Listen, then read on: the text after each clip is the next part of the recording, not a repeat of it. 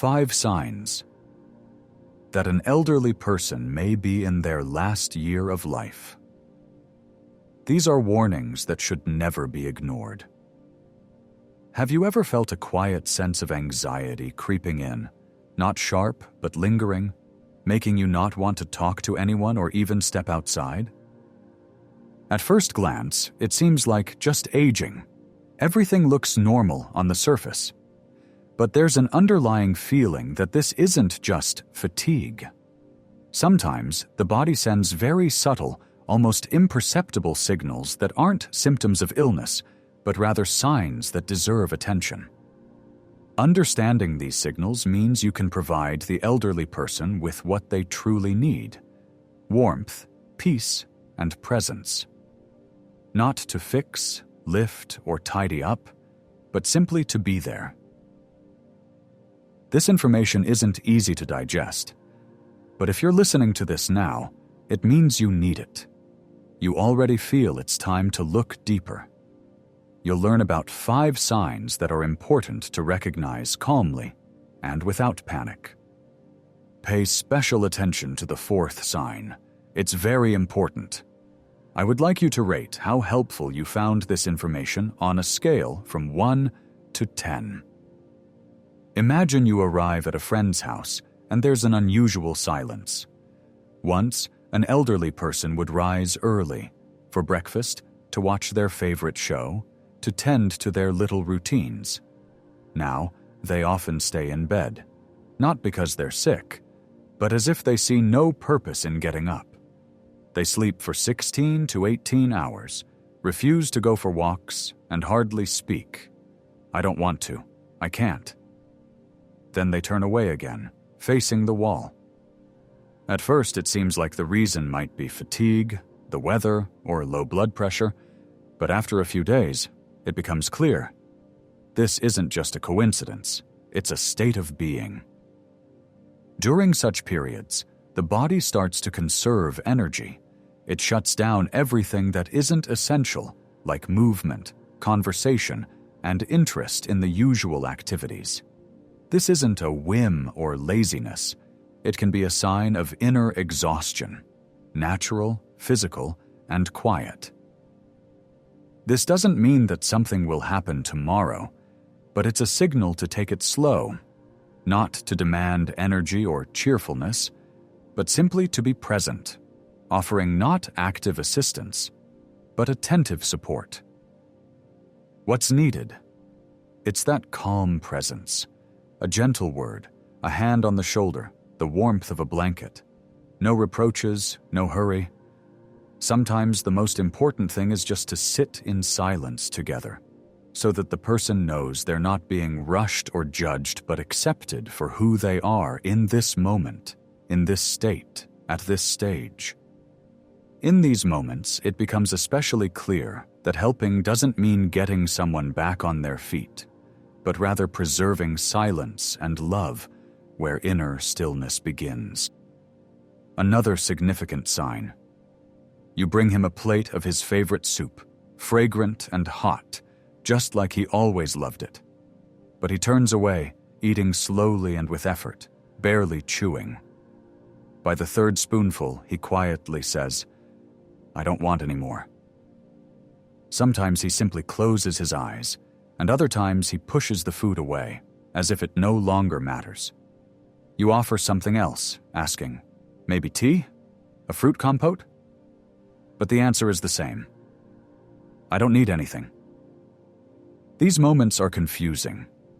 It seems like stubbornness or a lack of appetite, a temporary discomfort that can be waited out.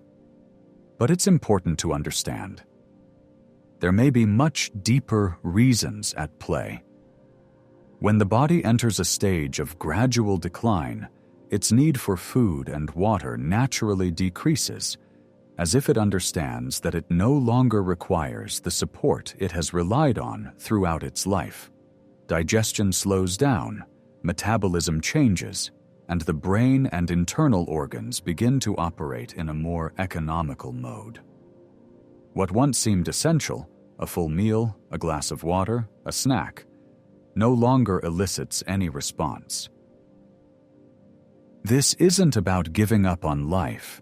It's about transition. It's about an internal restructuring where physiology stops being the main condition for existence. During this period, it's especially important not to push, not to persuade, and not to evoke feelings of guilt for not eating or drinking anything, because any pressure here does not strengthen, but rather exhausts, irritates, and repels. What truly matters is creating a warm, calm atmosphere, offering not a feast of food, but gestures of attention. Small, warm, aromatic portions, tea in a beautiful cup, a spoonful of compote with a childlike flavor. Even if they don't eat, the very fact that you offered with love rather than demand will mean more than you think. Sometimes just a few sips are enough for them to feel that they are not alone, that beside them is not a caregiver with a schedule, but a person with a soul. Remember, during this time, what's important is not the calories, not the routine, not the quantity, but a gentle, almost imperceptible gesture that says, "I'm here. You matter to me. It's all okay, even if you don't want to eat." The next sign is as follows. You talk to him as you normally would, but suddenly you notice that he doesn't respond right away or doesn't understand what you're saying at all.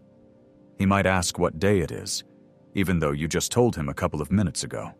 He may confuse times of day, call you by the wrong name, or unexpectedly start talking about something that happened many years ago, as if it were yesterday. Sometimes his gaze becomes distant, his voice quieter, and the pauses between words lengthen, as if his mind is retreating inward into a place where it's no longer connected to reality. At first, this is frightening. It feels like the person is losing themselves, that something strange is happening to them, and you want to shake them, correct them, bring them back to reality, and explain that it's not 1975 and that their grandson isn't a neighbor from the army. But it is in these moments that it is especially important not to argue, not to correct sharply, and not to take offense at what's said. This isn't necessarily a sign of imminent death.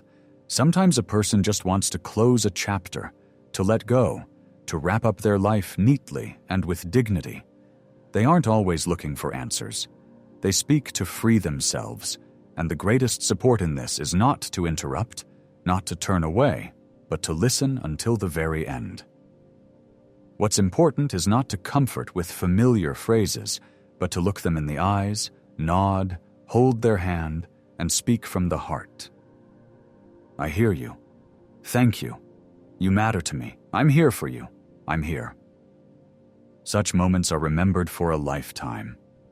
And even if you can't change the course of events, you can be that quiet anchor for someone, not a savior, but a presence, not a distraction, but a source that allows them to stay in their truth. When it's time to say goodbye, you shouldn't turn away. Instead, approach with respect, an open heart, and the love that may be the most important thing we can offer in that crucial moment. All these signs are not a sentence. They don't mean that everything will end tomorrow, but each one is like a gentle bell signaling. What matters now is not control, not treatment, not fighting. It's presence. And if you recognize any of these descriptions in what's happening around you, don't rush to panic. This isn't about fear or an ending. It's about the opportunity to be truly present, calmly and tenderly, until the very end, so that later you won't have regrets about not being there, not saying what you needed to, or not just sitting quietly and holding a hand when it was needed. What should you do now? You don't need to change everything at once. Just slow down. Spend more time together without words. Listen without interrupting. And remember, the person in front of you is a whole story. And now, it's the last chapter that can be lived with warmth. You may not be able to extend their life, but you can fill it with what will remain: memories that comfort, warmth that lingers, meaning that returns. And when one day you close the door behind you, what will stay in your heart is not anxiety, but a quiet knowing. I was there. I did what I could. With love. Another very important sign. You're sitting next to someone and suddenly notice that their breathing has changed. It becomes irregular, almost like it's flowing in waves, sometimes shallow, then a pause, followed by another short breath. Their voice is barely audible. They speak in whispers or remain silent altogether. Their hands and feet begin to feel colder, as if the warmth that used to come back easily with a cup of tea and a cozy blanket is now fading away. The color of their skin shifts. Pallor appears, spots emerge, and their fingers become thin, almost translucent. These signs are often perceived as a lack of strength or overexertion, and the immediate instinct is to fix something urgently, to add another blanket, check their blood pressure, or call a doctor. However, it's important to understand that such changes aren't always indicative of illness. Sometimes they are a natural process where the body gradually slows down and retreats into silence. When the heart and lungs operate differently, and when metabolism begins to wane, the body redistributes its remaining resources to vital centers, causing the extremities to literally cool down and lose activity. What once easily recovered with sleep or medication now requires no intervention, only gentle support. What's important in moments like these? It's not so much about action as it is about attention. Warmth doesn't always have to be physical. Sometimes it's enough for a person to feel that there's calmness around them rather than chaos. A cozy blanket, a well-ventilated room, moisturized lips, a drop of oil on the skin, and a silence that isn't oppressive, but alive, filled with your presence. There's no need to comment out loud on how bad or scared they look. It doesn't help, and only heightens anxiety for everyone involved.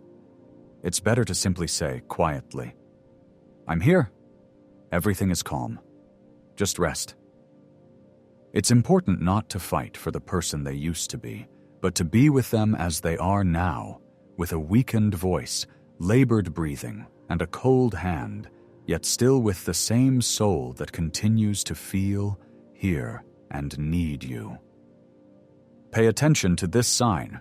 Sometimes you hear phrases like, "I'm leaving soon," or "I would love to see my mom one more time," or maybe he starts giving away his belongings, asking to pass on a photo album to someone, writing down names, saying, "Thank you, you were there for me." At first, it might seem like just sadness, a sudden memory, or a random phrase. But if you listen closely, you can feel that these words carry not anxiety, but a certain clarity, as if acceptance has already taken place inside, and now there's just a need to finish closing the chapter. Many people fear conversations like these and try to interrupt, saying things like, "Oh, don't say that. You have another 100 years to live." But behind such phrases lies our own tension, our unwillingness to hear what the person is expressing with such depth in that moment. In these times, it's important to remember, a person may sense the approach of the end far earlier than tests or doctors can indicate. Intuition, subconscious awareness, and accumulated wisdom all come together to create a subtle sense of timing, leading them to begin an inner farewell. To the past, to their belongings, to the roles they played for others.